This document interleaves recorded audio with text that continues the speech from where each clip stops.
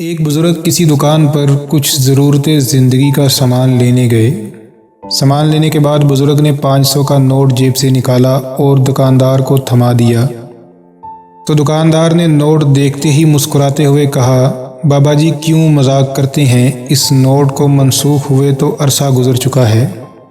یہ سننا تھا کہ بزرگ وہیں زمین پر بیٹھ کر رونے لگے۔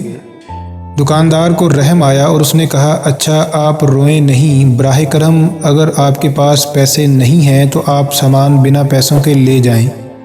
بابا جی نے روتے ہوئے کہا، نہیں مجھے سامان کی ضرورت نہیں ہے۔ اتنے میں وہاں انہیں دیکھ کر کافی لوگ ارد گرد جمع ہو گئے۔ سارا ماجرا دکاندار سے سننے کے بعد ان میں سے کچھ لوگوں نے بابا جی سے کہا، آپ کا یہ نوٹ ہم تبدیل کر دیتے ہیں، آپ مت روئیں، سامان لے جائیں جو بھی آپ کو چاہیے۔ بابا جی کہنے لگے، میرے بچوں، میں اس لیے نہیں رو رہا کہ آج 500 یا 1000 کے نوٹ منسوخ ہو جانے سے مجھے سامان نہیں ملے گا۔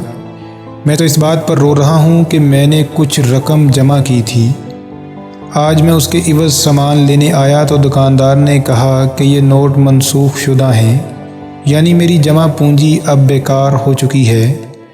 تو میرے ذہن میں خیال گزرا کہ کل میدان حشر میں اگر ایسا ہو گیا کہ میرے وہ اعمال جن پر مجھے لگتا ہے کہ ان اعمال کے عوض اللہ رب العزت مجھے جہنم سے بچا لے گا اور جنت میں داخل کر دے گا، اگر وہی اعمال اللہ نے کہہ دیے قبول نہیں تو میں کیا کروں گا؟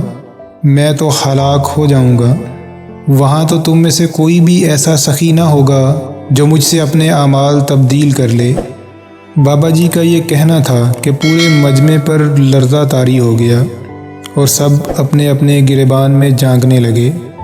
بابا جی مختصر وقت میں ایک مؤثر پیغام ان تک پہنچا کر اٹھے اور اپنے گھر کی جانب چل دیے۔ مزید ایسی سبق آموز دلچسپ معلومات کے لیے ہمیں سبسکرائب کریں۔ شکریہ۔